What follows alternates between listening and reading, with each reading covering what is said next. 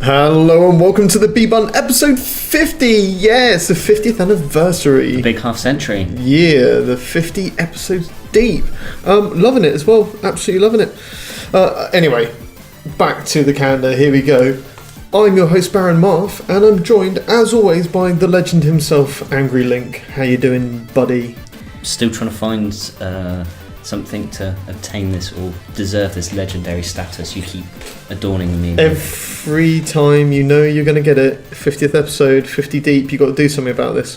50 deep. So, 50 shades of deep. So anyway, gaming week. Been up to much? Trying still to finish off Tales. I come up against a bit of an annoying boss, so I decided to be a real pussy and crank it back to easy and just mac the shit through it and just wade through him. And I just thought, I'm just gonna, that's it, keep it on easy, plough through, finish it off, because I've still got Dragon Quest builders to do, which I've been playing a bit more. Again, it's that Square Enix offshoot of Dragon Quest, but it's sort of a Minecraft-esque RPG. How much of it have you actually played? I'm still on the first chapter. I knew it. But it's one of those, I don't know how many chapters there are. I think hopefully there's only, or it's single figures at least. But it's one of those, you can while away a few hours in it and not really do much. So, you know. As all great games. Yeah. I also tried Stories, The Path of Destiny. It's one of the PS Plus games, I think it turned up a few months back. Yeah. So that's a third-person isometric action RPG with branching storylines. There's 24 different arcs to follow. There's various upgrade systems. It's sort of massive replayability. So obviously each playthrough only takes about sort of 40 minutes to 60 minutes. That's cool. That's okay. It's it's not bad. It does then require you to go back and play through it. There's you've got a few different sword types which you can't get all obtained on your first playthrough. So you've got to keep going through, but there's different areas that you can go through once you've then got those said swords Upgrades. And correct swords to open up certain doors. Cool. But yeah, no, it was interesting. Give it out a little quick playthrough. Still got quite a few more. Well, 23 more story arcs to unlock. Yeah. But no, it's one of those. It's a bit different. Sounds a bit like, when you get a beat 'em up and you've got to complete it with every character to get their storyline. Soul Blade was the first, obviously the precursor to Soul Calibur. But yeah, that was brilliant. I love the story mode on that. Yeah. And also Solitaire. So got to keep up those daily challenges. Really it's 20 minutes. Get some gamer score out of it as well. Exactly. So it's got to be done. Amazing. But yeah, so how about yourself? Zelda. I was just about to say, I should have just asked, how was Zelda? It's just fucking Zelda. That's all that's going on in my life right now. I mean, I think it's the first time since I've owned my Xbox One that console's been off for over a week. Yeah, even if it's just to watch Netflix or TV or something like that. Nothing at all. Absolutely nothing. Zelda. That game is massive. I mean, what was it? We was trying to sort of have a quick sort of guesstimation as to how many hours you put into it earlier, and we reckoned it was around 30. Something like that. How does it seem like you've put 30 hours into it? Is it been like a slog of 30 hours of gaming, or just, meh, where has the time gone? Don't get me wrong, it's definitely not been a slog at all.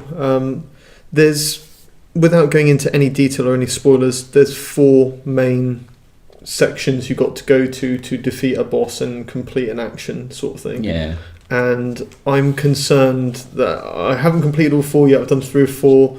I'm really concerned that afterwards it's the boss battle for the end of the game. I don't want it to be that. But yeah, no, I've just been meandering around. Hold back on the reins a bit? A little bit, yeah. Right, let's go find some more shrines. I don't know, it might not be the case, but I'm not sure if I want to peel that onion. There's a bit of trepidation. Like you say, you don't want to peel the Band-Aid just in case it continues to, like you say, lose blood. Yeah, exactly. And the fight of the game's gone. You're like, oh, now I've got fucking nothing else to play on the Switch. Yeah, well, yeah, this is the one. I mean, I was saying to you... I was saying to you, really, watch out for the Nintendo Switch. I can't wait until I've finished playing Zelda. start to give a shit that there's other games out there, because I just don't at the moment. It's Zelda.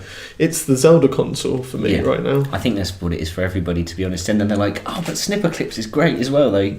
And that's generally pretty much the only 2 games. It's always worth checking the Japanese store, though, because there's, I think as of sort of earlier in the week, there was a bit more out. Because it is a region free and you can access all of the different stores quite easily. So there's always that option. Cool. But it's not the only thing you've played. I noticed on the feed, the PlayStation feed. Oh, well, the one thing we was talking about it last week that we didn't think that, I didn't think that you'd even have a fucking chance of it going on. Right, you're talking about Horizon Zero Dawn. That I am. And how was it? Right, when we say playing it, what we actually mean was, there's no spoilers here for you folks. Really, there isn't. I turned the game on. It gave me a bit of intro FMV. How was the startup image, like the initial press start splash screen? Yeah, lovely. I'm sure. That's probably as in depth as you got with it, really. Wasn't it? There's a bit at the beginning where you start as a little child, right, and that's where you learn probably learn all of the sort of the basics of the game, how to move, how to look around with the camera, sort of standard RP and tutorial game mechanics. Yeah. I got to the beginning of that and went, fuck this, I'm going back to Zelda, and that was it. So I've not played it at all. So have you even been told about like some sage of the tribe and his little stories of yesteryear and yore? There was a baby image which turned into a child. I turned off at child. So there we go. So back to Zelda. Back to Zelda. Actually, considering it's our 50th episode, we want to do a little bit of housekeeping. Yeah. Want to do a little bit of a shout out of what the plans are for the future, because we're going to mix it up. Things are changing, folks. We can't really say too much though, can we? No. What? Well, if we're being honest, it's because we've yet to make these decisions concrete yet, really. There's a plan. There is a plan.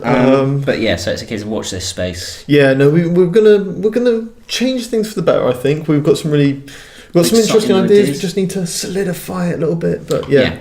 But again, so in the coming weeks we'll have some more announcements to make. Watch this space. Yeah. So that's pretty much. Well, I think it's time. I'm excited for Bullet Bills this week because there's something that I thought I'd never be able to say. I know. Well, look, let's shift on over. Yes. Let's go.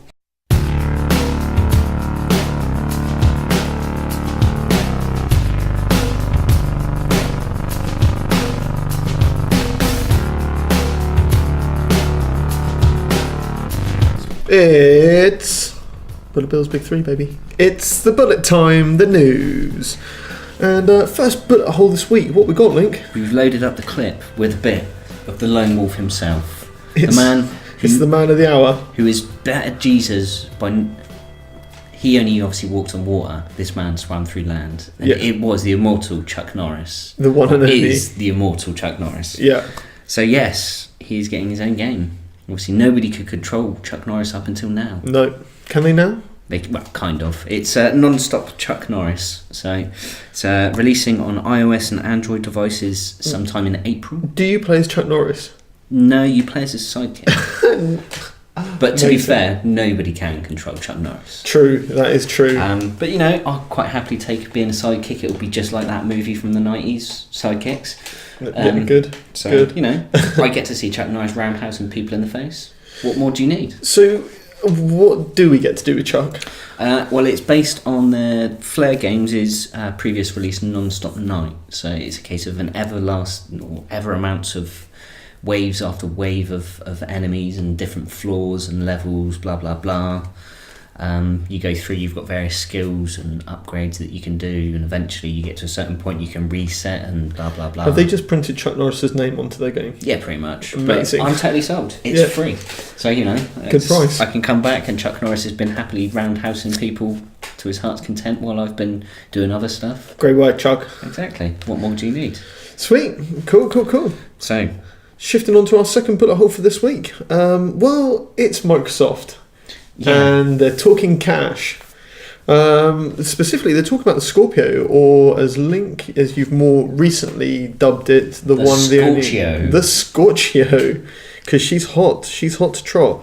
Fucking burning through the cash. Yeah, it's going to be expensive. That's what they've said. Microsoft have gone, it's going to be pricey. I think it's the same way though that like VR is expensive in the sense that, oh right, you need this thing, yeah, right, have you got that? Yeah, I've got that. Well, now you need this thing as well. Yeah, and did you get the thing? What thing? Oh, you know, the thing that every one of these uses. No, you need that thing as well. Because let's be honest, like they're going to try and, for me, my take on it is they're going to sell it as a VR machine, because I don't think that the Xbox One will be able to power a VR headset. No. But so this will definitely be the VR headset thing. The mixed reality they're obviously bringing to both, aren't they? Mm-hmm. But also, you were saying earlier, isn't it? Is there gonna not? It's not going to be a generational shift. Oh, please don't do this to me. So this, I promised I wasn't going to put into the beef because this was getting on my nerves. They quite proudly announced that it will share an exclusive set of games that only it and the Xbox One will be able to play. All that says to me is that it's tied to the Xbox One's power. Well, then it's just all of our first party titles will be definitely coming to Xbox One. So we've got another Pro/Switch/Scorchio. Yeah, it's the disparity is somewhat. It is pretty much turned into PC gaming. Yeah, it's like, you know, they was it Steam machines. That was what their angle was. Is you could have every configuration for your budget. So if you've got £1,600 to go and spend on a gaming rig, just buy a fucking £1,600 Steam machine and it will be good for however long you need it to. Mm-hmm. I think console gaming's kind of turning into that. I'm just wondering how long before it becomes modular. Yeah. But yeah, like I said, I think it will be a VR machine. So it's not just the console cost alone that you're going to get stung by. You're going to need your 4K monitor, stroke TV, then your VR headset, then your mixed reality headset. Yeah. Because I don't know if Acer will do both. Well, I don't really see you sort of running around the house with your your VR headset acting as your augmented reality one. It's well, if it's got the camera pass through. Yeah, but it's going to be some big chunky beast which is hardwired to your console. Yeah, probably. Well, no, there's been a lot of movement with the wireless stuff. In VR, but you know, cool. We digress still, and again, what's your take? Feeling like getting bent over with it? I think it's just going to be really fucking expensive, like stupidly expensive. So, like with the Xbox One, give it 18 months to 2 years later, and it'll be worth once they've got everything they needed to get sorted, and they've dropped the Xbox One. Yeah, and they're about 18 months away from releasing the next Xbox. Yeah, that's the time to buy it. Yeah. Good stuff. Dear. Consumer advice. That's going out to you right there. We are guiding you. Third bullet hole for this week, Link. What we got? Somewhat of a better, more exciting one, I'd hope. No Man's Sky. Yeah. They've obviously promised that they're going to continue to update and hopefully upgrade the game and enhance it, which they've continued to do so. So off the back of their award at GDC for Innovative Awards or Innovation, they've released the Pathfinder update. Ooh. So that dropped this week. So there's a host of things in the patch notes. So I'm just going to continue to list them and ask you to shut up and chime in at the end. Can I just ruin one of them for you right now? Go on, then. I saw Jeeps, Link. I saw Jeeps. Yes. Well, I'll get to that in a moment. I saw Jeeps. So we'll take it from the top. We have some visual updates. Yeah. So obviously technical gubbins that I don't understand, so I can be bothered to write them down. Make things happen with visuals now. Yeah, there's obviously the ubiquitous PS4 Pro update, so it's 4K. Right on. HDR, yeah. Shit on. And obviously some new visual adornments. We have a photo mode with a wide range of filters, which we was looking at some of the work that people have already produced, and it was somewhat stunning. Mm-hmm. There were some fucking phenomenal photos on there. We've now got online base sharing.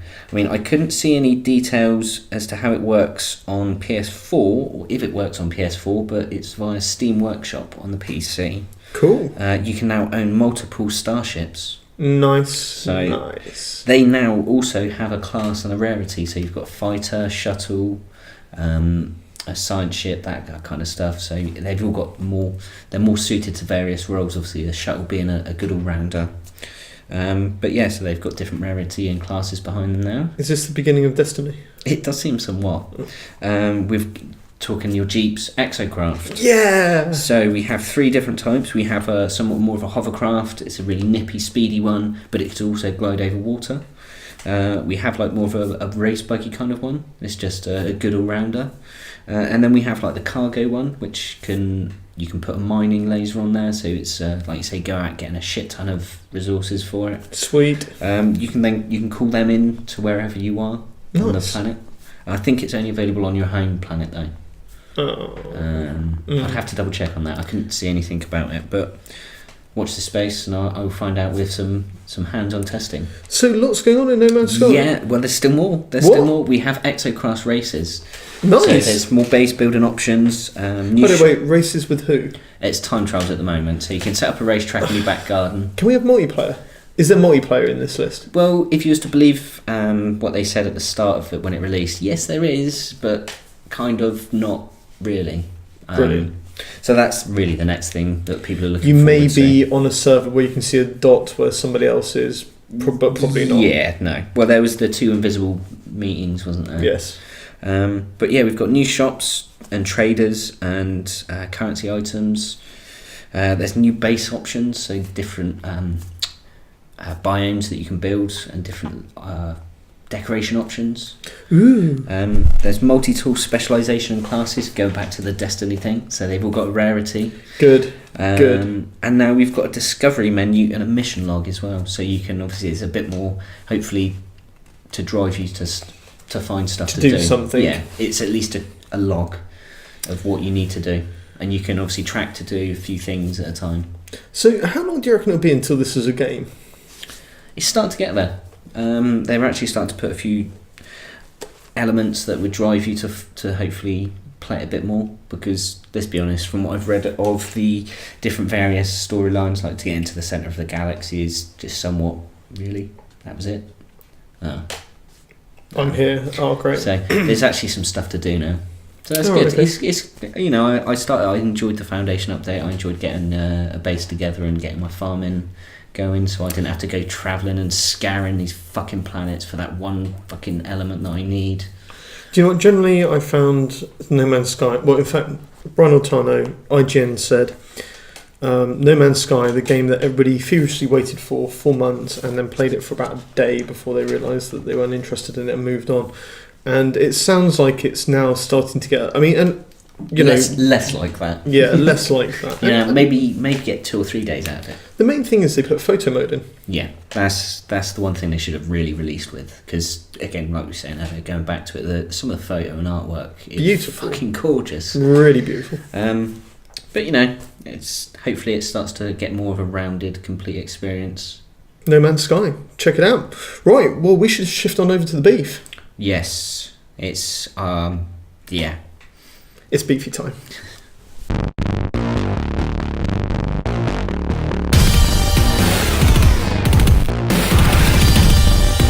Okay, what's the beef, Chief? What's going down?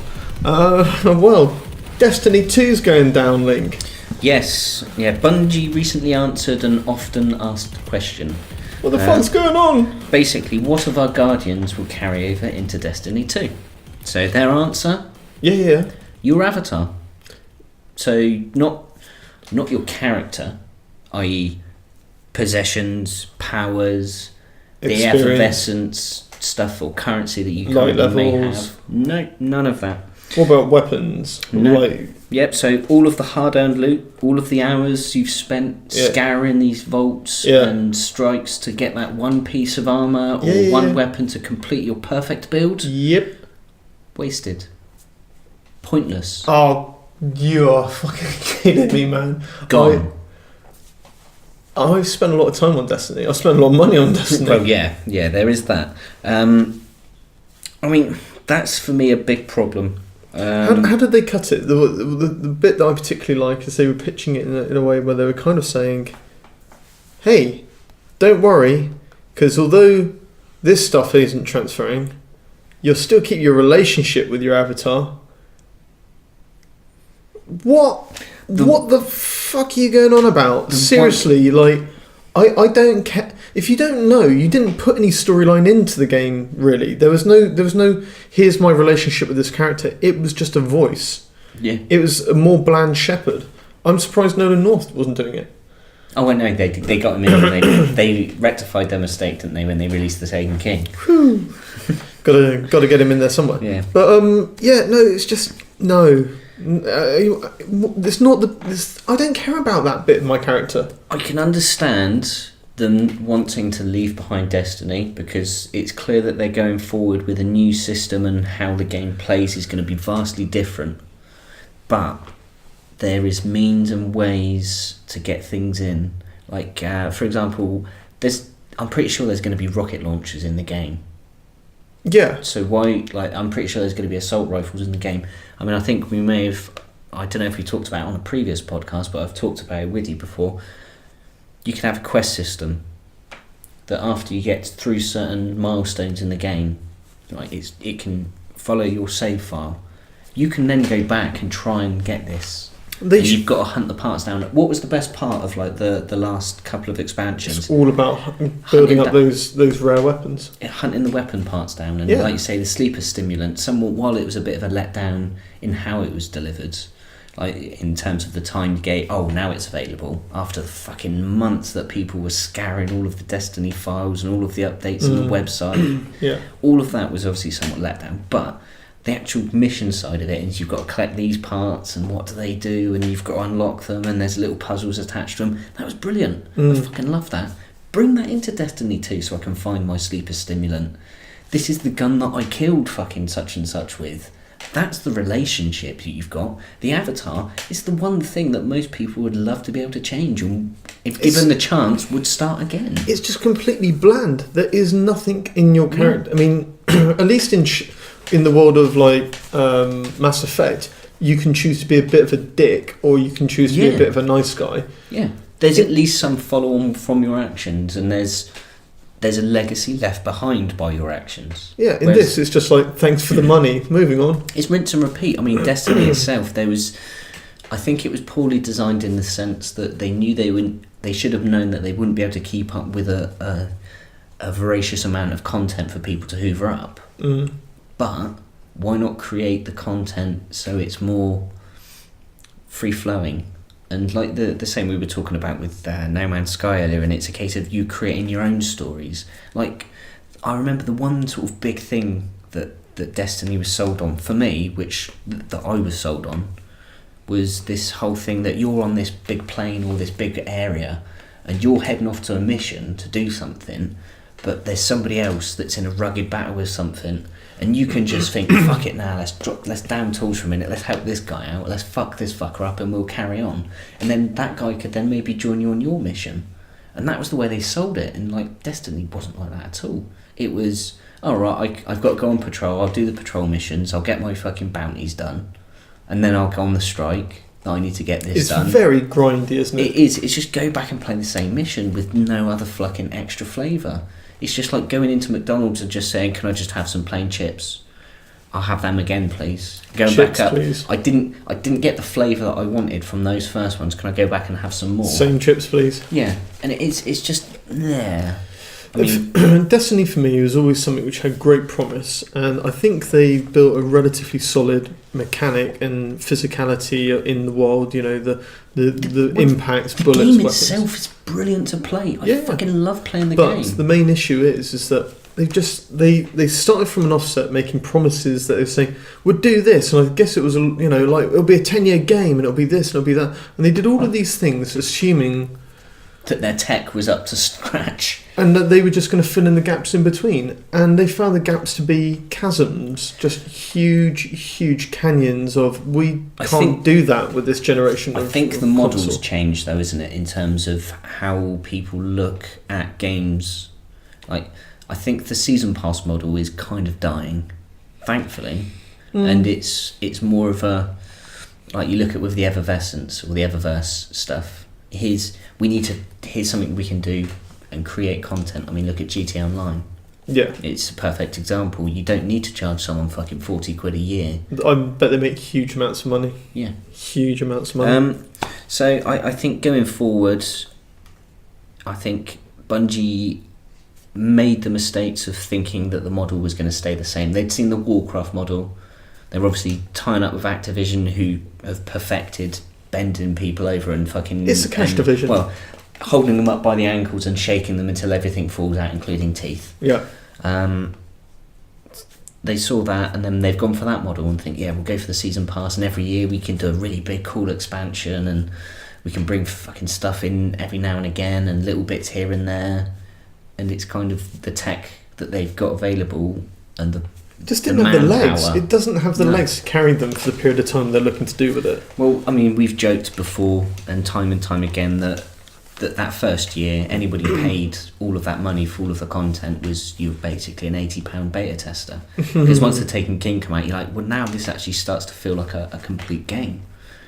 I mean, people cracked me up. They were bitching about No Man's Sky. It's like, it may not shouldn't have been a £60 game, but at least they've not fucking tried to sell you a fucking £40 expansion pass, and then this year they'll sell you another fucking £40 expansion pass, because you could quite easily have done it. Like, how many people would have paid for the Foundation update to get it? And like now with the new one, with the Pathfinder update, they could have charged for it, but they haven't.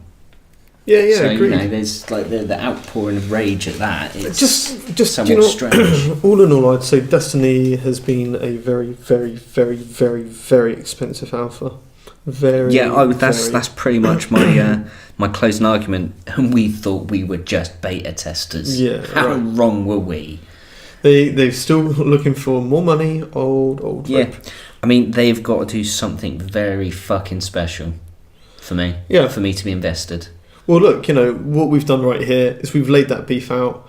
People know that we want to be able to carry things through. They know that. They've chosen not to do it. Let's see if they'll listen. I've just thought of one maybe morsel of an olive branch that they could do is if they're doing the old bait and switch, and they're like, we're going to piss everybody off, and then we're going to tell them that some of it is actually carrying over. This is their opportunity. Yeah, they're not going to do it. I mean, don't get me wrong. I don't like if I to round up what I want to see happen. Is I don't want all of the weapons. You can't expect to carry over entire vault, because then what's the point of going out and playing new stuff? But at least let me keep my Galahorn or my fucking Red Pulse. Like, there's not that many exotics. I think what they ought to do is give you some missions on the current game where you have to go get some material to basically turn your guns into a technological putty, which you can then take into the next game. They can bake it into their new gaming system, but you can just have some little twinges like, the Zalo passing over the electricity to the next Zalo-esque weapon. Something like that would just... Do you know, I've kind of got a sneaking suspicion they're going to do it, but they're just going to charge for it. Yeah, no doubt. It's a cash division, baby. Again, it's completely believable. So I think we should put this down. Walk away.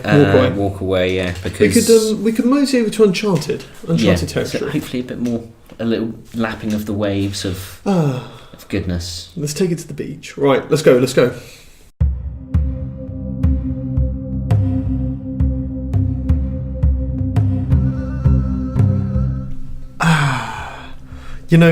I felt like that beef wasn't going to go to bed. No, we did. I think it was a case of drop it and run. It was the hot potato that was eventually, explode into something that would maim. Good, just got to walk away. So we moved over to Uncharted territory. Our relaxing and mellow neander through the gaming world, where we just basically pick some shit up and throw it up into the air and see who it lands on. And the shit, or lack thereof, this week is Nier Automata. Well, we've got a couple really, in this sort of games that we saw, and it was like, not really too bothered. This ain't going to be any that special, is it? And like the Mad Max of last year. Yeah, exactly. Yeah. So it's stuff that we haven't seen more of it. It's like, I don't know. It's just not bad. I could be tempted. Yeah.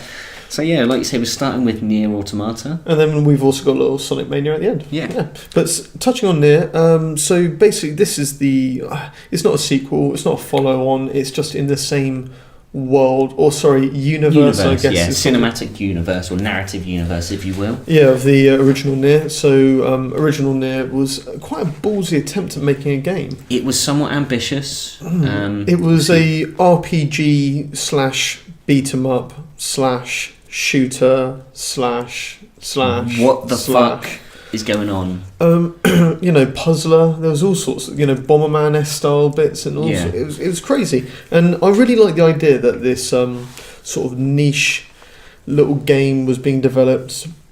Small gaming studio. They wanted to sort of have a go at a bit of everything, and it was one of those games that you saw clips and went, actually, if this goes well, if they get this right, this could be amazing. And obviously they didn't, and it didn't.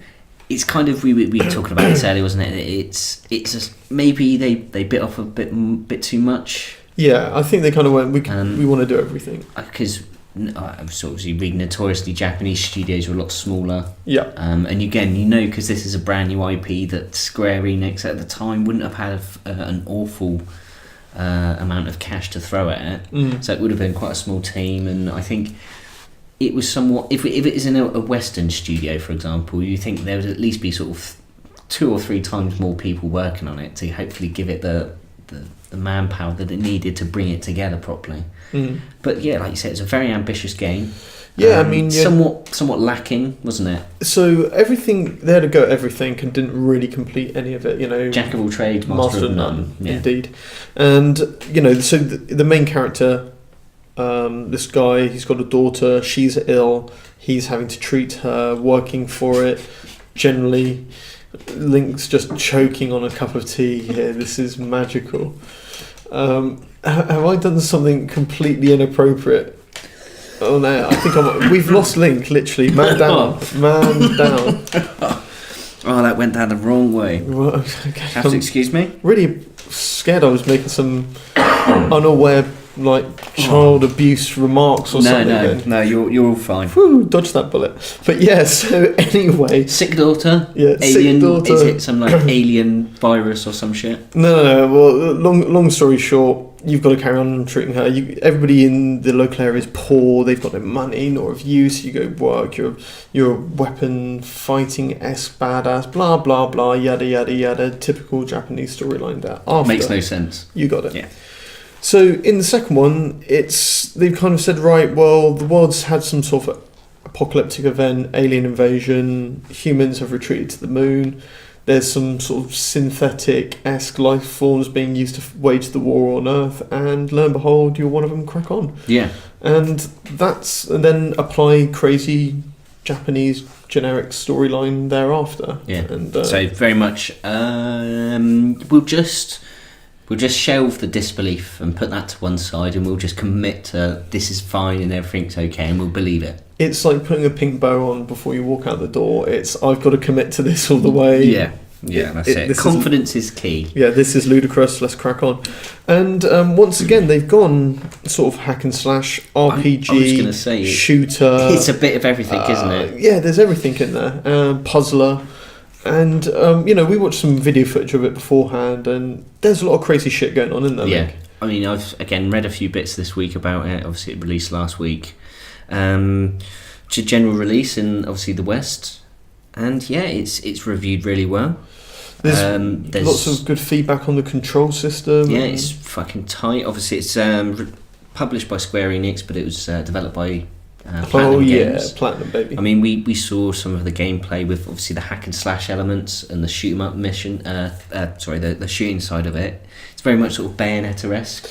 Yeah, without a doubt, very much. So. And obviously, and that is a fucking tight and solid game all the way. So the mechanics of it are it's Platinum. Sweet. It's Platinum. So yeah, I mean, it just looked batshit. I mean, it's ridiculously hard. Yeah, if you crank it up, you've got the whole sort of you die and lose your item sort of shit going on, all that. But yeah, they've got like with it a sort of a Dark Souls-esque thing where that you can go back and retrieve your stuff from the body, or you can then reanimate it. It can be very popular, that. Yeah, but then you can then reanimate it so it can help you alongside other fallen people as well. Yeah, all that sort of I mean, there's loads of stuff. It's huge as well. It's 26 endings, isn't it? Yeah, I mean, but do you know what perfectly sums it for me? I mean, the 26 endings is absolutely nuts. All the variations you get, but it says something like your guide, your little robot guide, which comes with you, and they explain it as your guide / turret. It's like, well, that kind of perfectly wraps up this game for me. Yeah. But 26 endings. It's a game that asks you to keep going. And going. I mean, it's definitely got my interest. I mean, would you play it? It's one of those, I think... At the moment, I've got far too much on my plate to even worry about it. So it's kind of like a lot of stuff. Zelda. Yeah, well, I've still got like say Sword Art Online to finish, fucking Tales to finish. Then there's Tales of Berseria, obviously the sequel to Zestiria. So there's always that, and then there's No Man's Sky to fucking piss about with, and it's just an enormous amount of games to get through. You've not got time for 26 endings then? No, fuck no. And I've got to try and probably do some of that shit on fucking hard, very hard. Which one's the actual canon as well? Which one they want you to actually have as the ending? I don't know. Do you know what I've always thought would be really nice? Here's my bit of Uncharted sort of meandering into nowhere sort of thing. Multiple branched endings.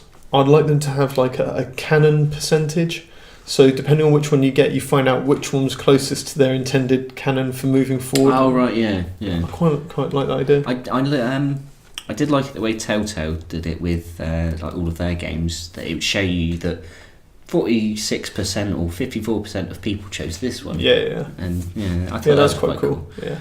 But no, it's definitely intriguing. I think if it's one of those in a sale. If it's in a sale, and it's one of those you're just like, you're never going to see it at that price again. I was really pissed off about No Man's Sky. I should have waited till now because it was like 14 quid. Bargain. But yeah, if I see it in a cheeky price, then you're like, yeah, it's a solid game. It's one that it's good to have in the collection because you know that you can go back to it and keep playing it. Yeah, without a doubt. So other games which basically have had, shall we say, a temperamental history, and then there's another version coming out. I think that this one, like you say, Sonic Mania, or just Sonic in general, is a good one because you look at the history of Nier and the somewhat disappointing opening. It was ambitious and there were some good ideas. Love the ambition. But it just wasn't very well implemented. Yeah. I think that's a good sort of to look at Sonic. Segue to the world of Sonic. As a somewhat similar parallel. So we watched one of the Green Hills levels earlier on. Yeah, I mean... Big. Yeah. Big. Really big. I mean, this is not... the way I used to play Sonic back in the day was... So it still looks like the original sort of Sonic 3S sort of graphics. But when I used to play it, it was very much like, and go. And then you were racing to get through the level because it was like when you play Mario, there's not enough time to just go and explore every bit of that level in that run. So you've got to kind of commit to, I'm going to do a bit of this. There's certainly not Donkey Kong countries where you're rewarded for exploring. Yeah, exactly. Like you say, it's very much sort of in a Ricky Bobby-esque, I want to go first. Yeah, exactly. Very much. That's all it's about. So... As someone who's used to having to hurry up and quickly get through the level, it was quite astonishing to see such a massive Green Hills level which went on for ages not have the clock going batshit crazy at him. Well, it was strange as well because it was almost sort of Metroidvania-esque, wasn't it? And you're having to go back and forth across the level and bits and bobs like that. And speedrun. That's all I'm going to say to this game. It's quite obvious to me that the people who are doing this, because I was just about to say, should we go through? Obviously, it's been developed by Headcanon and Pagoda West Games. Yep. Headcanon released a game last year or a couple of years ago, and that had very much a Sonic vibe to it. So they've obviously been brought on board by Sega. But the project lead is a chap called Christian Whitehead, who he's from Australia, from Melbourne, and he's basically solely responsible for updating all of the previous sort of 16-bit Sonic games to every platform, pretty much. So it's on iOS, on Android, it's back up on Steam. So you're talking all your Sonic 1, 2, chapters 3 or episode, whatever? Yeah, no, not the Sonic episodes, because that was like a direct Sonic Team sequel. Right. But no, all of the updated from the Mega Drive ports. Oh, the ports, right, okay. So he's brought all of them forward himself, pretty much on his own. I think it is all on his own. Heroic. So he's been brought on as project lead. Because he's clearly a man who absolutely adores the Sonic games. Yeah, you can get some, it's really exciting. I mean, it's obviously the 25th anniversary this year as well, so thankfully Sega they're starting to take Sonic seriously again. Well, I think they were always trying to take it seriously, they just didn't understand what the hell he was supposed to do. I think it's one of these things that they knew that they had this really big IP on their hands, but they themselves had nothing to bring to the table, so they were basically just like, if you got any ideas, guys, just bring them forward. Mario Sonic Olympics? Like you say, it's been very much like an afterthought, and it's obviously been licensed out a lot, I think, to various studios. For me, Sonic was always the more hardcore-y kind of cane it through the level kind of character. Yeah. And if you can't get back to that origin of sort of being... I've got to bust through this level, collect as many rings as I can en route, and just basically hit every jump point where I need to carry on my momentum. If you don't get back to that core, then you're losing what Sonic really is, and I think they've done that in Sonic Mania. Oh, it did look phenomenal. It really did. I mean, I was astonished at how, like you say, complex the level was. And that was just Green Hill Act 2. So that's the second level, and that looked insane. I'm going to struggle to play that fucking thing. Crazy. But, you know, I'm quite happy and willing to jump in, because it's going back. It's the same way that, like, you can look at the evolution of Mario and Sonic. Like, when Mario went to 3D, the game that Mario was perfect for 3D. It enhanced that initial sort of perfect pixel platforming action and brought it to the whole new dimension. Whereas Sonic, it just made it confusing and hard to follow. Yeah. Like, the problem that they had with Sonic is as opposed to, do you remember like the first batch of like the CD32 and then the Atari 64, where they didn't really have a grip on 3D, so they went real batshit crazy over the top with the 2D. Why not just go with that with Sonic, like they did with Sonic episodes? Use that power for more simplistic gaming. Yeah, but keep the bare Sonic. But again, like going in within a 2.5D kind of thing. So you're going into the back of the carrot, into the levels and stuff, and using that perspective better. Paper Mario style. Exactly. So there's loads of things they could have done, and I think that from like Sonic Adventure wasn't a bad game. There was just certain limitations and things that the genre of game and what you expect of a Sonic didn't lend itself well to 3D games. One of the Sonic games broke me. It got me to a point where I was like, the controls are so bollocks. I think the last decent one, or half decent one, was Adventure 2. Maybe. Because at least had... I've lost faith in Sonic. Yeah. I've lost faith in it. But looking at this, I could be willing to dabble, actually. Yeah, because also we've got Project Sonic as well to come. We'll see, because we'll put it this way, looking at Sonic Mania, that's what I want from a Sonic game. Yeah. So what else could you bring? Project Sonic, I'm hoping, is basically what we've just talked about. It's an old school Sonic in how it plays and runs and well, not necessarily looks. They can bring that forward to a more modern setting, but it just plays like an old school Sonic. So it's a 2D or 2.5D. It's the Sonic Maker of Mario Maker-esque. Yeah. Yeah, give us a bit of that. Yeah. That'd be cool. Cool, well there we go folks, there's some uncharted territory. Go have a look at Sonic Mania, go have a look at Nier Automata. It's interesting stuff. It's certainly an intriguing game. So episode 50, there it is, wrapping that bad boy up. Looking forward to busting a few more of these bad boys out. So Link, final thoughts? See you after the next 50, and watch the space for news going forward. And same from me, next 50, here we go. So from Angry Link, it's... Adios. And from me, it's goodbye.